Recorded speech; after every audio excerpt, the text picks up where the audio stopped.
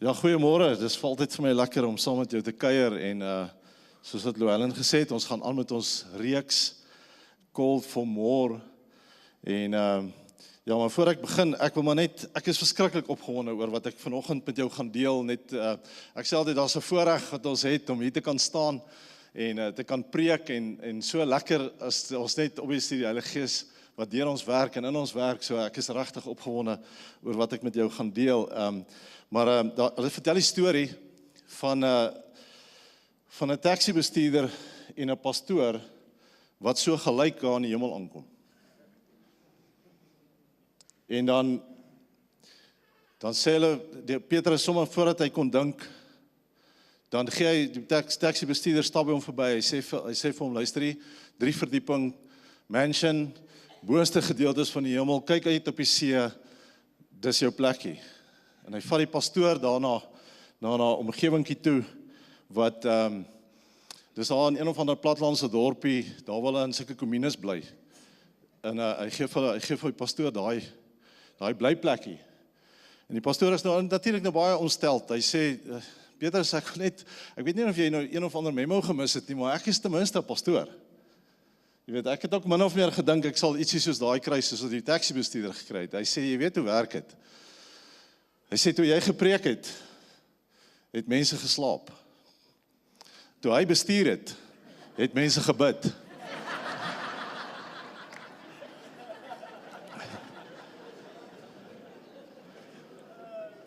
En toe ek nou die storie hoor, toe dink ek, hy het nie eens saam met die taxibestuurder in die taxi gery, maar anyway, ja, so, ons het verlede gespraat by Heilige Gees natuurlik, en ons het verlede week Llewellyn stil gestaan by die gedagte van wie die Heilige Gees is, en ek wil net so vir jou so ietsie lees, van wat hy verlede week ook gesê het, van wie die Heilige Gees is, en dit is net weer belangrik, dat ons daarby net stil staan. Hy sê, hy is nie 'n onpersoonlike krag, 'n vaar-invloed, of bloot die bron van geestelike ervarings nie. Hy is God self wat nader kom. Die Gees van liefde kom na ons toe, werk in ons en het dan ander lief deur ons. Elke werk van die Heilige Gees vloei voort uit sy wese. Hy tree altyd op met wie hy is, volgens wie hy is, en sy wese is liefde. So ons staan bietjie stil, en ek wil jou weer net herinner aan die skrifgedeelte wat ons gebruik reg deur hierdie reeks, kom uit Romeine 5 uit, en toe ek weer Romeine 5 net lees, en dis 'n baie great gedeelte as jy wil gaan lees net hierdie week. Romeine 5 sê soveel meer, maar in vers 5 dan verwys hy hierna. Hy sê, en die hoop beskaam nie, want God het sy liefde in ons harte uitgestort deur die Heilige Gees wat aan ons gegee is. Ek en jy doen nie die lewe alleen nie. Ek is besonder baie dankbaar daaroor. Nie net die verhoudings in ons lewe nie, maar ons weet die Godheid self, toe jy ja gesê het vir Jesus Christus, het die Heilige Gees gekies om binne in my en jou te kom woon. En dis hoekom ons altyd sê, ons kom nie na 'n kerkgebou toe, dis hier waar die Heilige Gees is nie. Ons kom en ons bring die Heilige Gees in hierdie vertrek in, want hy leef in elkeen van ons. Dis wat jy moet besef vanoggend net, as 'n vertrekpunt van wat ek met jou gaan deel vanoggend, is dit so belangrik dat ons dit net sal besef.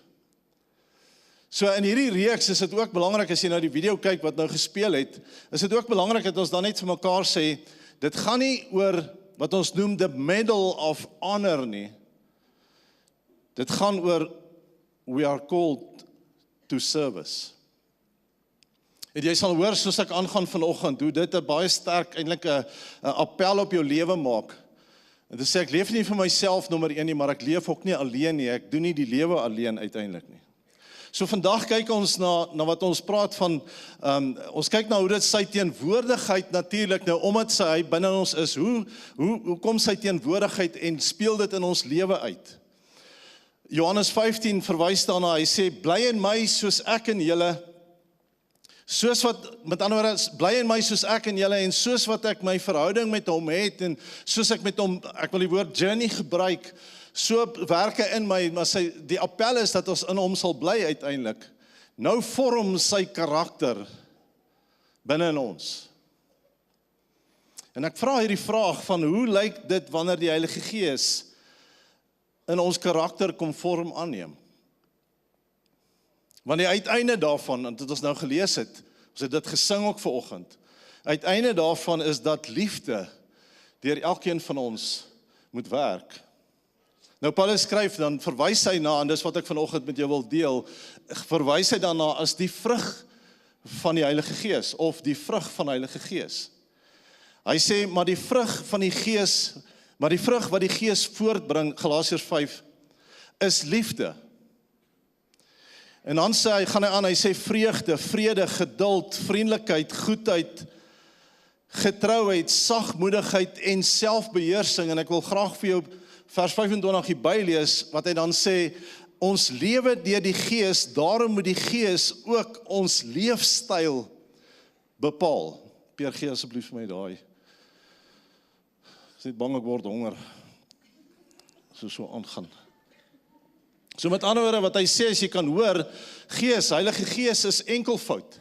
Dis soos dat ek nou 2 narkies sien, dis nie van wanneer mense slaap in my preek, wat ek dit dan gaan eet nie, maar ek wil net vir jou illustreer, dat as hy praat van die Gees, met ander woorde die vrug van die Gees, dan verwys hy na die vrug van die Gees, en dan sê hy uiteindelik is hierdie liefde. Die vrug van die Gees is liefde, en ek het hom ook gaan afskil, wat jy dan sê, wanneer jy dan praat van die vrug van die Gees, dan het hy mos nou obviously verskillende skuifies, wat in terme van hierdie spesifieke narkies, wat ek gekoop het, is nogal, ja, dit hoop in jou lewe is, gaan dit beter, maar hierdie is nogal suur narkies.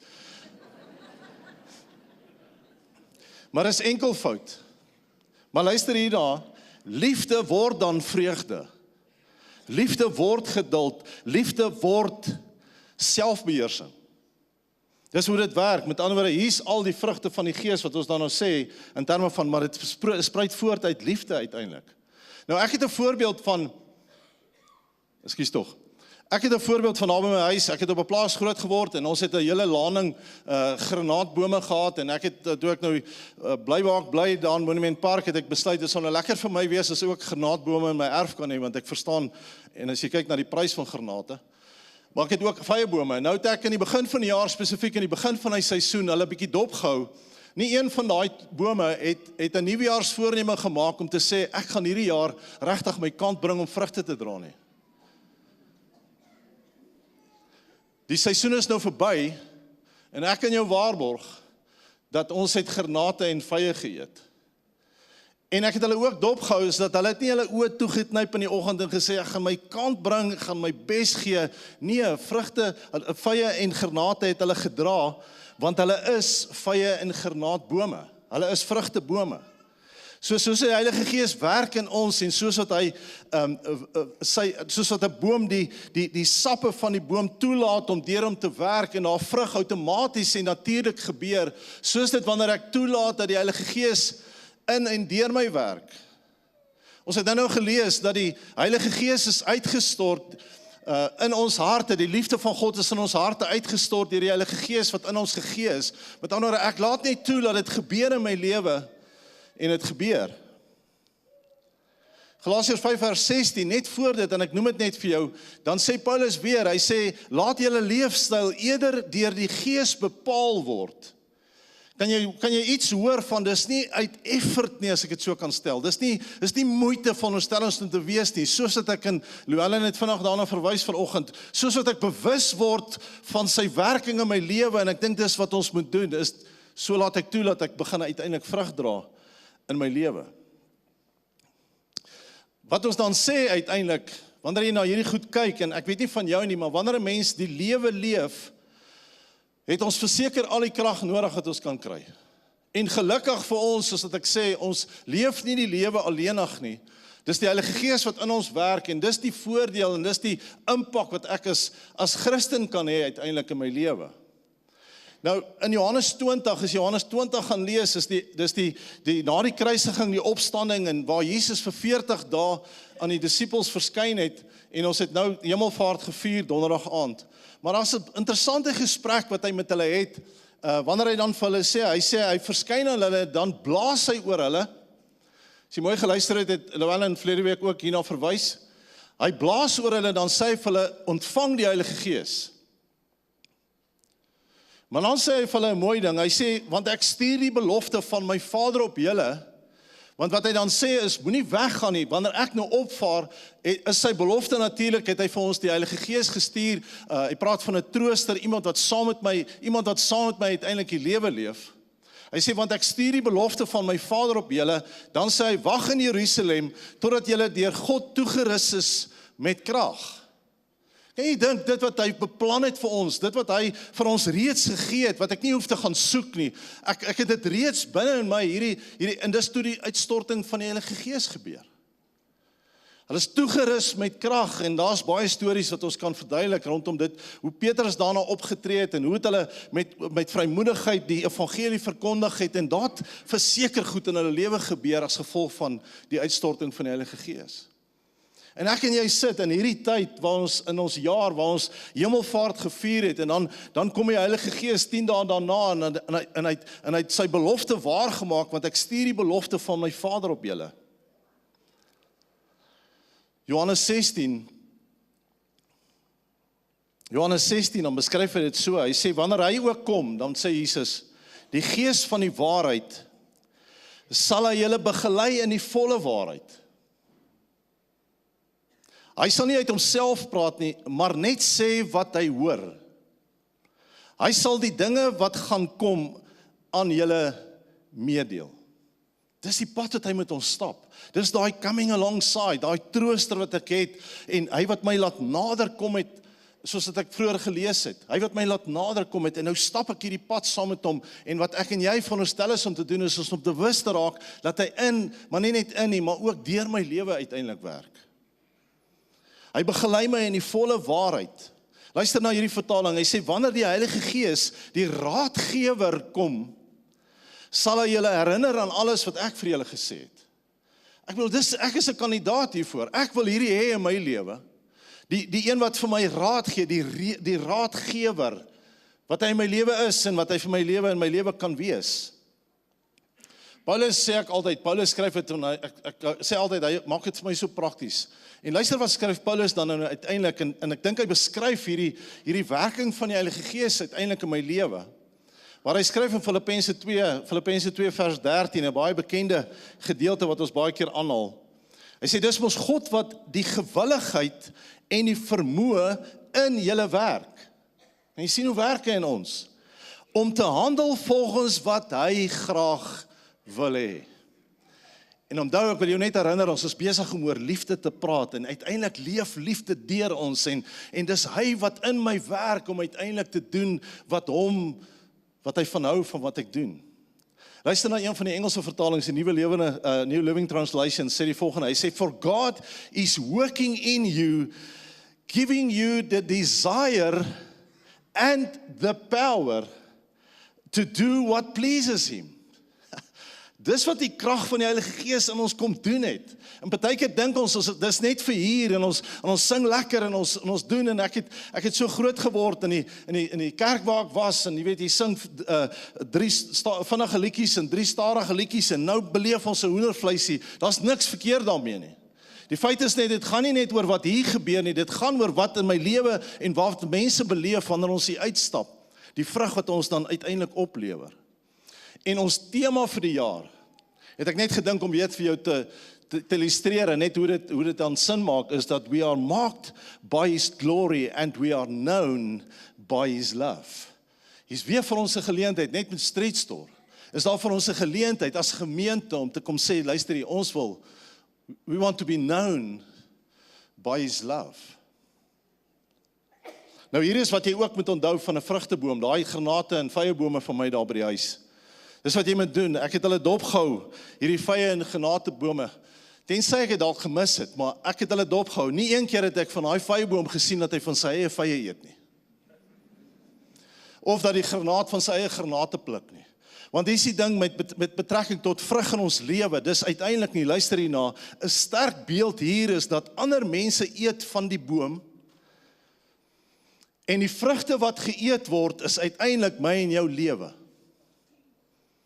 Wanneer die Gees sy vrug in ons vorm, ervaar ander mense dit as liefde.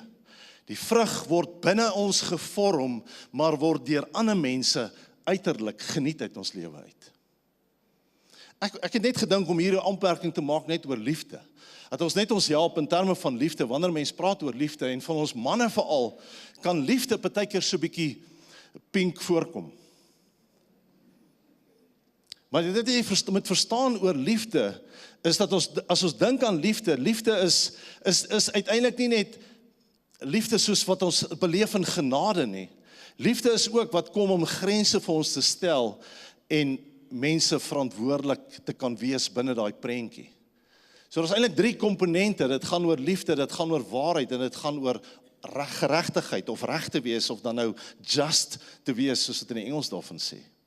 Maar dit is lekker as jy met mense te doen het wat hierdie vrugte van die Gees eintlik sonder hulle dit agterkom, want dit was in elk geval nie veronderstel om moeite te wees nie, om mense te kan beleef en met mense te doen te hê wat uiteindelik hierdie liefde leef en die vrug dra.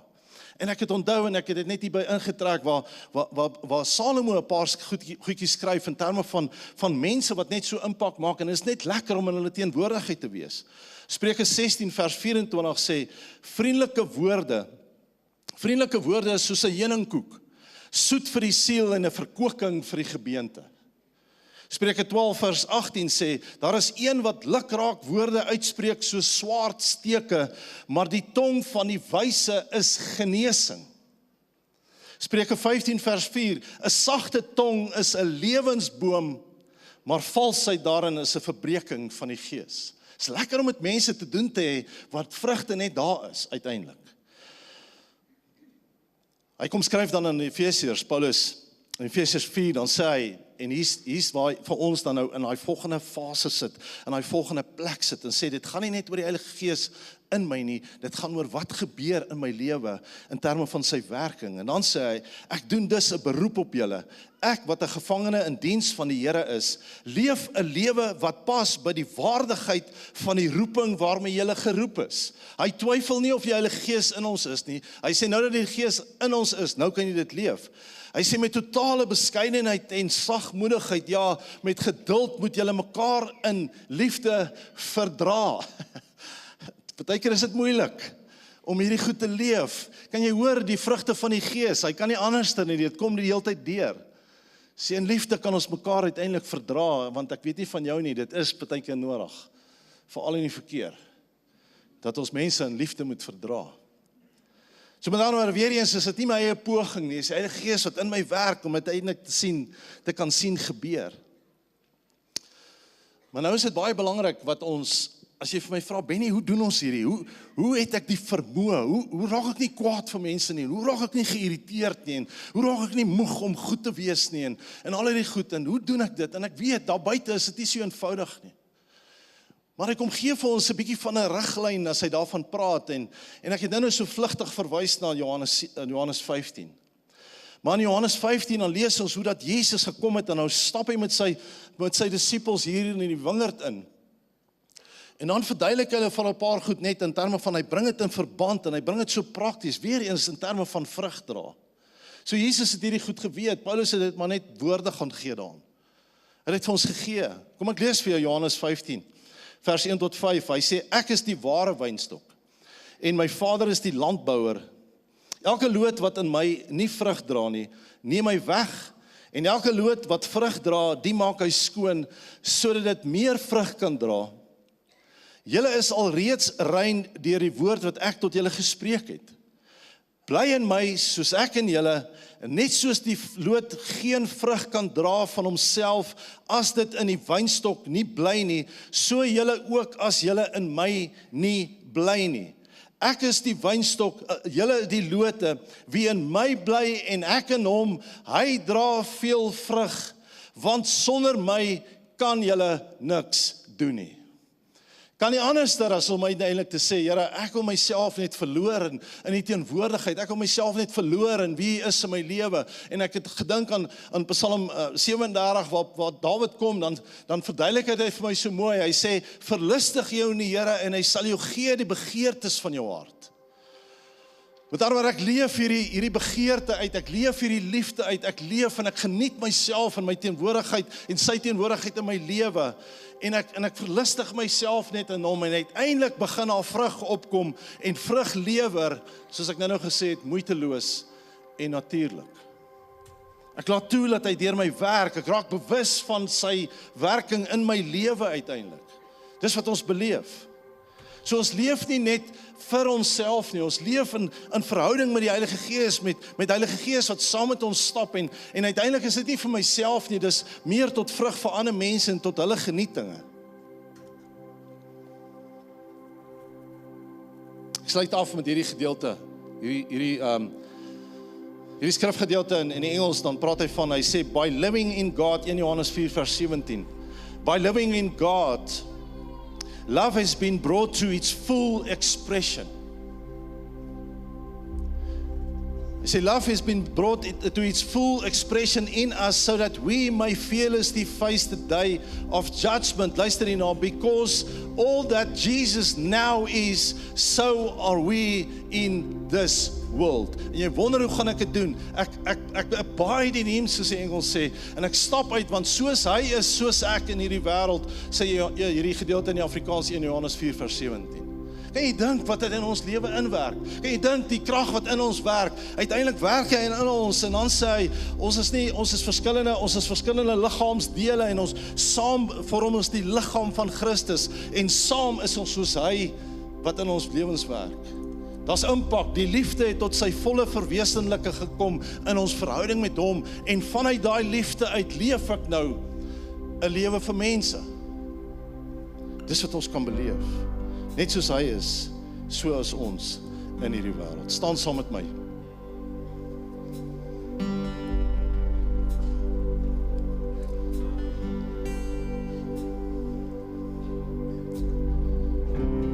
Ek wil net vir jou bid en miskien as jy net wil reageer weer eens, as jy sê Benny, ek wil vanoggend reageer en wat ek wil hê jy moet op reageer, is dat jy sal bewus word, weer eens, want ons soek nie daarvoor nie, dis sy liefde wat in ons harte uitgestort is.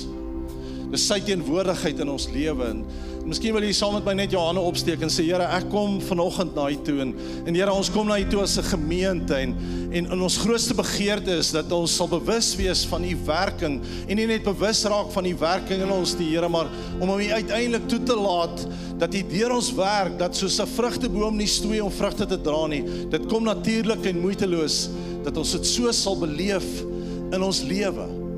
Here, want dis waar vervulling lê.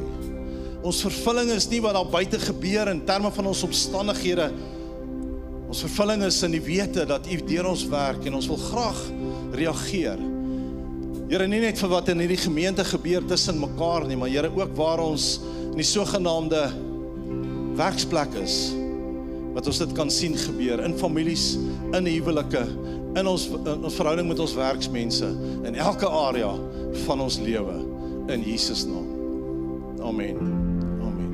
Ons gaan sing wat vir my so great is net, wat jy net weer kan bewus maak, jy's gemaak vir meer. Kom ons sing.